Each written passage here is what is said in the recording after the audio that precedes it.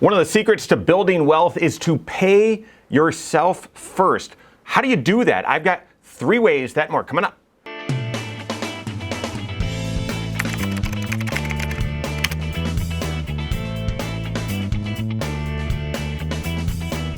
My name is Mike Bernard. I'm the host of the Wise Money Show. I'm also one of the certified financial planners right here at Korhorn Financial Group. Make sure you hit that subscribe button, turn on notifications, and smash that thumbs up button. Have you heard the phrase pay yourself first? I don't know if that dates me. I haven't heard it lately, but it's something that I heard early in my career and even when I was growing up.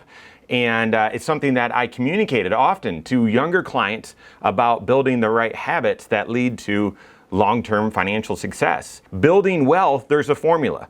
And that formula to build wealth is you need cash, okay, times risk. You need to get some sort of rate of return on that cash, times time. And the idea is you want to leverage each of those inputs as much as possible, and that allows you to build as much wealth as possible. So pay yourself first. Sounds simple, right? When you have income, there's only 5 things you can do with that income. You can pay taxes, you can pay debt, you can spend it, you can save it, or you can give it away. And those are broad categories, but essentially that's about it. And that order is how most of us live our lives. Before we receive that income, a chunk's going to taxes. And then the first thing that we worry about is, well, I've got to pay my debt, I've got to pay my mortgage, those sorts of things.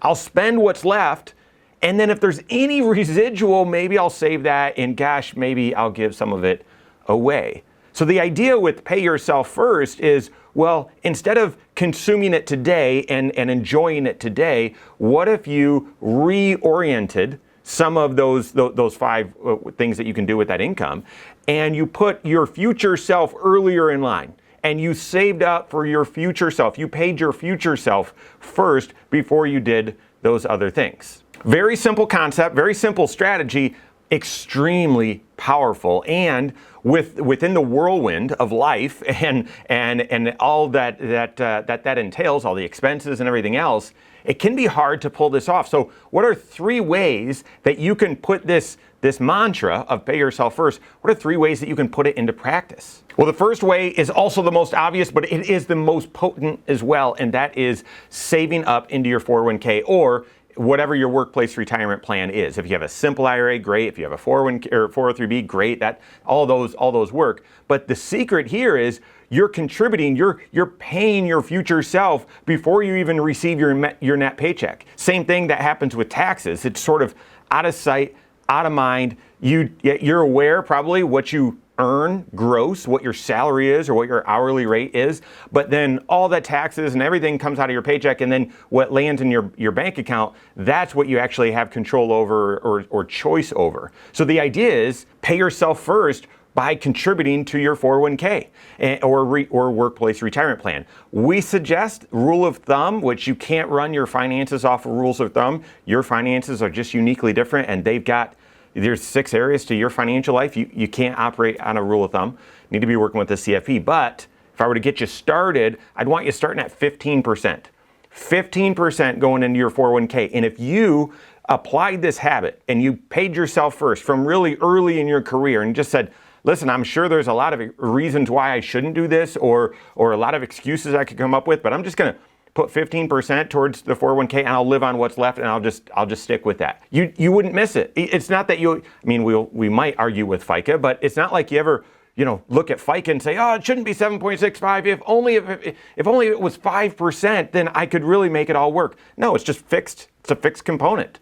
So contribute 15% to your 401k. If you can't do 15%, do as much as you possibly can, but at least enough to get the full company match, and then increase that 401k percentage 1% every single year. That is the most potent way to pay yourself first. You don't even see it, and you live on what's left. The second, super important, but it's a little bit more difficult because it doesn't come right out of your paycheck. But the idea is have it come directly right out automatically from your bank account. And this is automatic contributions to your Roth IRA. Automatic contributions to your Roth IRA is the second hack or best practice to pay yourself first. So the reason why I would automate it is because you don't want to have to make that choice every single month. Because if my Roth IRA contributions weren't automated, then I would constantly be looking, because mine, they come out right out of the bank account on the 15th of the month. I would constantly be thinking, wait a second, I shouldn't do it on the 15th because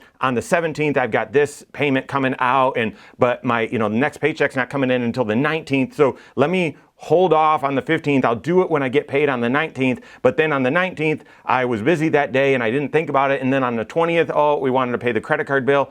And I would just probably put it off and put it off and put it off. And that would not be paying myself first. That would again be paying myself last or second to last. Therefore, I would set it up automatically.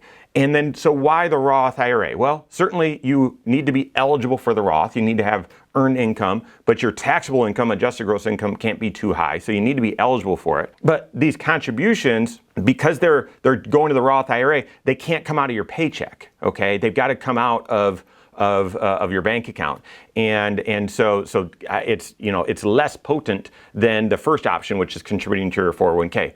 But I would allocate it to the Roth because those dollars then have a chance to grow tax-free for the rest of your career. In the Roth IRA, there's no tax benefit today, but the growth is tax-free for your financial future. So that's what I would do as the second way to pay yourself first, is set up an automatic contribution right out of your bank account directly into your Roth IRA. 2 quick tips on that. One is you do want to make sure that you remain eligible to contribute to the Roth IRA. So if your income goes away and you retire or have some other means, some other income, and you don't have earned income, you can't contribute. But the more common one is if your income goes above the thresholds, which is around $240,000 for a married couple filing jointly. But if your income goes above the thresholds, or you decide married filing separately, then you might not be able to contribute to the Roth anymore. So you need to be aware of that. That's first tip. And then second is, oftentimes we see people that set up this automatic payment to their Roth, automatic contribution,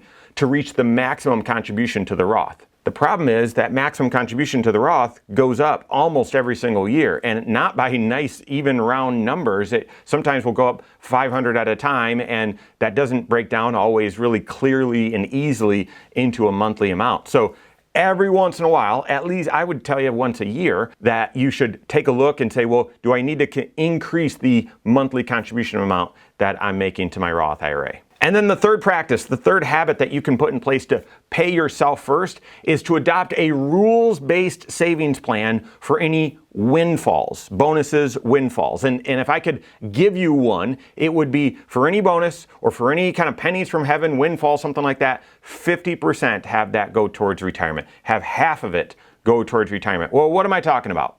Well, if you work at a company where you receive a bonus, I'm thinking of an individual that I served for a long time, that every quarter she received a bonus based on the performance of her department. And the bonus was, $3,000 or $5,000, something like that. And yeah, over the year, each quarter, that adds up to a lot. But even if it's a smaller amount, even if it was $1,000 a quarter, something like that, set up a rule where, listen, that's a bonus. It's not a base. I wasn't expecting it. We run our finances on just our normal, consistent monthly income.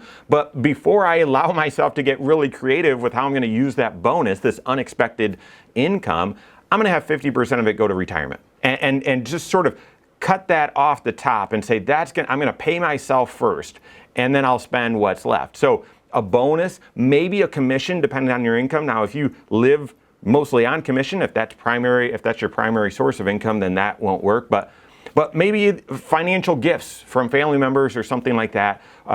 Set up a rules-based mentality where you just arbitrarily say, you know what? Anytime we get a big tax refund or a bonus or receive a financial gift, listen, 50%. Before we start thinking about, that could help fund the new furniture or something like that, we're going to take 50% of it, pay ourselves first, and put it towards retirement. So which of those strategies are you utilizing? I hope all three. And by the way, those aren't just the only 3 ways that you can pay yourself first. Work with your certified financial planner to adopt the right ones for your financial situation and all 6 areas of your financial life. So if you don't have a CFP on your team, you can contact one on my team. Find us online, Korhorn.com. That's Korhorn with K, wisemoneyshow.com. You can find us there as well, or give us a call, 574-247-5898. All right, there you have it. Go out and take your next wise step in your financial life.